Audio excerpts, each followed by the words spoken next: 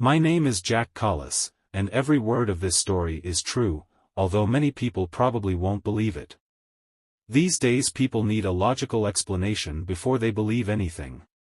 If you want an explanation like that, perhaps my wife Laura and I just imagined everything that happened to us on that 31st of October 1893. I'll let you, the reader, decide. When I became engaged to Laura, we knew we wouldn't have much money when we married. I used to paint in those days, and Laura wrote. Living in town was expensive, so we started looking for a country cottage, something pretty but with an inside toilet, to live in after we were married. We searched in newspaper advertisements for some time, but all the cottages that we visited with inside toilets looked terrible, and all the pretty ones had no inside toilets. On our wedding day we were still homeless, but on our honeymoon we found the perfect place. It was in Brenzett, a little village on a hill in the south, not far from the coast. We'd gone there from the seaside town where we were staying to visit the church. Nearby we found a pretty cottage with a bathroom, standing all alone about 2 miles from the village.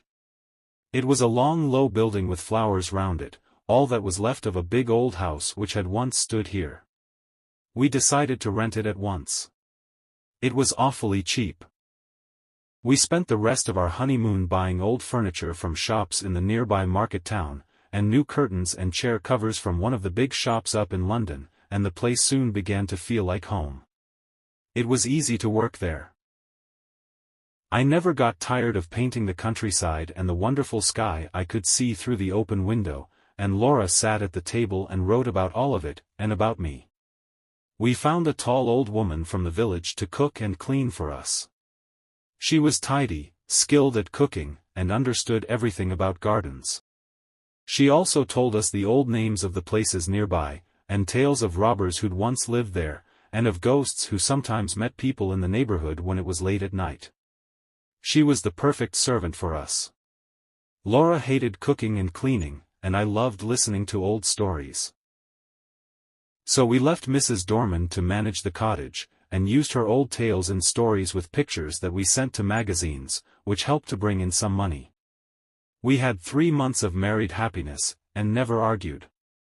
Then one October evening I went to visit our only neighbor, Dr. Kelly, a pleasant Irishman, for a talk and a smoke of my pipe. I left Laura all smiles, writing a funny magazine story about village life. But when I came back, I found her sitting on the window seat, crying. "What's the matter?" I asked. "Oh, Jack. It's Mrs. Dorman," she moaned. "She says she has to go before the end of the month to care for her sick niece. But I don't believe her because her niece is always ill. I think someone's turned her against us. She seemed so strange when she spoke to me." "Don't worry, dearest," I said. "But don't you see? If she leaves, none of the other villagers will want to come here, and I'll have to cook and wash plates and you'll have to clean knives and forks and we won't have time for writing or painting." "I'll speak to Mrs. Dorman when she comes back," I said, trying to calm her down. "Perhaps she wants more money. It'll be all right. Let's walk up to the church." The church was large and lovely, and we enjoyed going there on nights when the moon was full. The path to it went through a wood, past 2 fields, and round the churchyard wall. It had been the old way they used to take coffins to the church for funerals. There were lots of dark trees in the churchyard. The church door was a heavy wooden one, and the windows were of colored glass. Inside there were rows of dark wooden seats, and at the eastern end there were 2 gray marble figures of old knights in armor, one on each side, lying on their tombs. Strangely you could always see them, even if the rest of the church was nearly in darkness. Their names were lost in the past, but the villagers said they'd been wild and terrible men, and that one night, in a great storm, lightning had struck their big old house and destroyed it. Interestingly, this was the place where now our cottage stood. For all that, their son's gold had bought them the place in the church where they were buried. Looking at their hard, proud marble faces, it was easy to believe the story was true. The church looked at its best and strangest that evening. We sat down together without speaking, and stared for a time at the fine stone walls around us. We walked over to look at the sleeping knights. Then we went out and rested on the seat by the church door, looking across the fields while the sun went down. As we came away, we felt that even doing the cooking and cleaning ourselves wasn't really so bad. When we arrived home, Mrs. Dorman had come back from the village. I asked her to come into my painting room for a short talk. "Mrs. Dorman," I said, when we were alone, "aren't you happy here with us?" "Oh, no, sir. You and your dear lady have always been most kind to me. Aren't we paying you enough?" "No, sir, I get quite enough." "Then why don't you want to stay with us?" "My niece is ill," she said uneasily. "I must leave before the end of the month." "But your niece has been ill since we arrived." A long uncomfortable silence followed. I broke it. "Can't you stay for another week?" "No, sir. I must go by Thursday. But perhaps I can come back to you next week." I was now sure all she wanted was a short holiday. "But why must you leave this week?" I asked. She looked nervous and went on slowly. "They say, sir, that this was a big house in the old days, and that many strange, dark things happened here. The owners, when young men, loved nothing better than attacking, robbing, and killing both men and women on land and sea. They were dangerous men, sir, and no one stood up against them. So, year by year, they went from bad to worse. In the end their terrible crimes against nature, and all the deaths of the poor little children from the villages nearby, brought the lightning down from the sky to destroy them." I was pleased that Laura wasn't in the room with us. She was always nervous, and I felt that these old stories would perhaps make our house less dear to her. "Tell me more, Mrs. Dorman," I said. "Please. I'm not like lots of young people these days who laugh at strange things like that." This was true in a way. I loved her stories, although I didn't really believe them. "Well, sir," she began in a low voice, "perhaps you've seen the two figures in the church." "You mean the knights," I said cheerfully. "I mean those two bodies man-size in marble. They say that at Halloween those two bodies sit up and get off their tombs, and that, as the church clock strikes 11, they walk in their marble out of the church door, over the graves, and along the path." "And where do they go?" I asked interestedly. "They come back here to their house, sir, and if anyone meets them." "Well, what happens?" I asked. But I couldn't get another word from her, although she warned me. "Lock the house early on Halloween, sir, and make the sign of the cross over the door and windows." "But who was here at Halloween last year?" "No one, sir. The lady who owned the house only stayed in the summer and always went to London a full month before the night. I'm sorry to bring trouble to you and your lady, but my niece is ill and I must go on Thursday." She'd decided she would go, and that nothing we could say would stop her. I didn't tell Laura the tale of the figures that walked in their marble. I didn't want to upset her. This was, I felt, different from Mrs. Dorman's other stories, and I didn't want to talk about it until the day was past. I was painting a picture of Laura in front of the window all that week, and while I worked on it, I couldn't stop thinking about the tale of the two knights. On Thursday Mrs. Dorman left, saying to Laura as she went, "Don't go out too much, madam, and if there's anything I can do for you next week, I'll be happy to help." From that I understood she wished to come back after Halloween, though to the end she continued with the story of her sick niece. Thursday went well. Laura cooked a lovely dinner, and I washed the knives, forks and plates not too badly afterwards. Soon Friday came, and it's what happened then that this story is really about.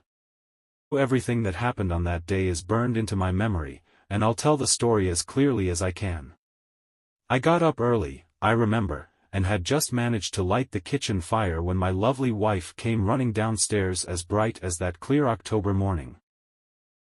We enjoyed making breakfast together, and washing the plates and knives afterwards. We cleaned and tidied all morning, and then had cold meat and coffee for lunch. Laura seemed, if possible, even sweeter than usual, and the walk that we took together that afternoon was the happiest time of my life. When we'd watched the sun go down, and the evening mist thicken in the fields, we came back to the house, silently, hand in hand. "You're sad, dearest," I said as we sat down together in our little sitting room. "Yes, I am," she replied, "or a little uneasy. I don't think I'm very well. I've shivered 2 or 3 times since we came in, and it isn't cold in here, is it? You haven't caught a cold from the mist, have you?" I asked her worriedly. "I don't think so," she said. Then she added suddenly, "Jack, do you ever feel something evil's going to happen?" "No," I smiled. "I don't believe in that kind of thing." "I do," she went on. "The night my father died I knew it, although he was far away in the north of Scotland." We sat watching the fire for some time in silence. In the end she jumped up and kissed me suddenly. "Don't worry about me," she said. "I'm better now. What a baby I am. Let's play some music together." So we spent a happy hour or 2 at the piano. At about 10:30 I felt I needed my pipe. Laura looked so white I felt it would be awful to smoke inside, so I said, "I'll take my pipe outside." "I'll come too." "Not tonight, dearest. Go to bed. You look really tired." I kissed her, and was turning to go when she threw her arms round my neck, and held me close, saying, "I never want to let you go. Don't stay out too long." "I won't." I walked slowly out of the front door, leaving it unlocked. What a night it was. The sky was full of dark clouds hurrying by, and a thin mist covered the stars. The moon swam high up, sometimes disappearing behind the fast-moving cloud river, and sometimes shining down on the trees which waved slowly and noiselessly below. There was a strange grey light that night which shone over all the earth. I walked up and down. Everything was silent. The wind was so high in the sky even the dead leaves on the path were still and quiet. Across the fields I could see the church tower standing black against the sky. I heard the church bell striking. It was 11 o'clock already. I turned to go into the cottage, but the night held me. I couldn't go back into our warm rooms just yet. I decided to walk over to the church. I felt in a strange way I should offer up my thanks there for my faithful, loving wife. I imagined then our long, sweet life together. As I walked slowly along the edge of the wood a sound from among the trees broke the stillness of the night. I could clearly hear footsteps that echoed mine. It's probably a villager looking for fallen branches for their fire, or hoping to catch some forest animal under cover of darkness, I thought. But he really should learn to step more lightly. I turned into the wood. Now the footsteps seemed to come from the path behind me. It must be an echo, I said to myself. Soon I was crossing the churchyard. I stopped for a while at the seat where Laura and I had watched the sun go down. Then I saw the church door was open. I felt bad about not closing it well on our last visit, for we were the only people who came there except on Sundays. Then, suddenly, I remembered this was the day and the hour when the villagers believed the shapes in man-size marble began to walk. I knew I had to go into the church.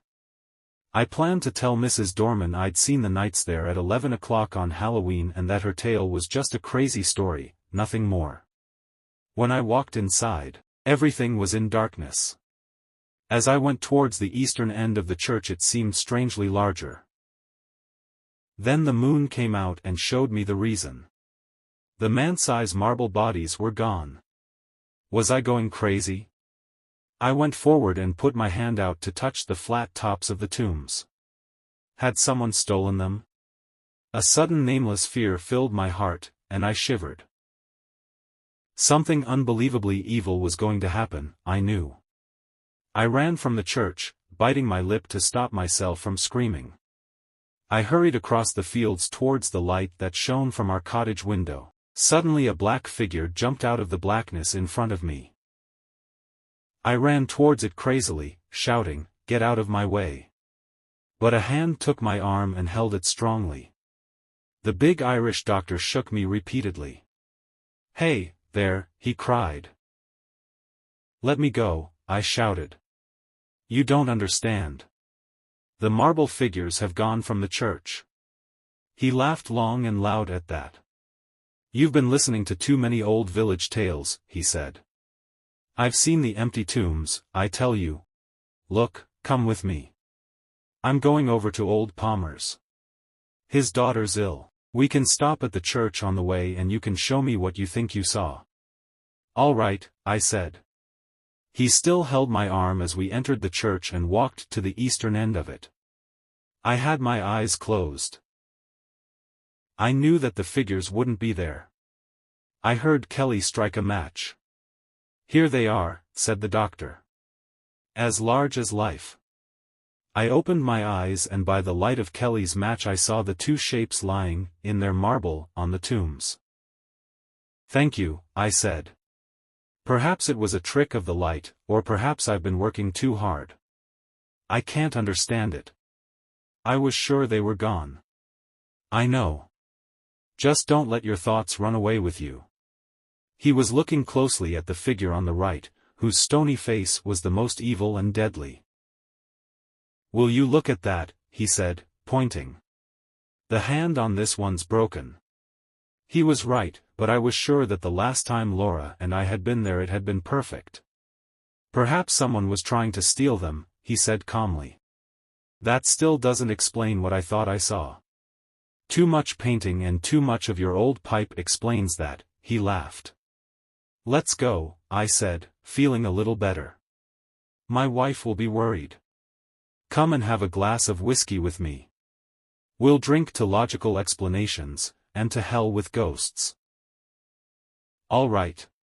It's late. I'll go to old Palmer's in the morning," he replied. Perhaps he thought that I needed his help more than Palmer's daughter. So, talking of different explanations for ghosts, we walked back to our cottage. As we came nearer I saw the light shining out of the front door. The sitting room door was open, too. Had Laura gone out? "Come in," I said, and Dr. Kelly followed me into the sitting room. It was brightly lit by candles all over the place. Light, I remembered, was Laura's answer to nervousness. Poor girl, I thought. I'd been so stupid to leave her. But where was she? Then I turned to the open window and saw her. Had she gone there to watch for me? And what had come into the room behind her? To what had she turned with her face full of horror? My poor wife. Had she thought it was my footsteps she'd heard as she turned to meet, what? She'd fallen back across a table by the window, and her body lay half on it and half on the window seat. Her head was thrown back, her long untied hair was touching the carpet. Her lips were pulled back from her teeth and her eyes were wide open in fear. They saw nothing now. What had they seen last? The doctor moved towards her, but I pushed him to one side and ran to her, crying, "It's all right, Laura. You're safe now." Her soft body fell against mine. I held her and kissed her, calling her dear name again and again, but I think I knew already that she was dead. Both her hands were closed. In one of them she held something very strongly. When I was quite sure she was dead, and that nothing mattered any more, I let Dr. Kelly open that hand to see what it held. It was a grey marble finger.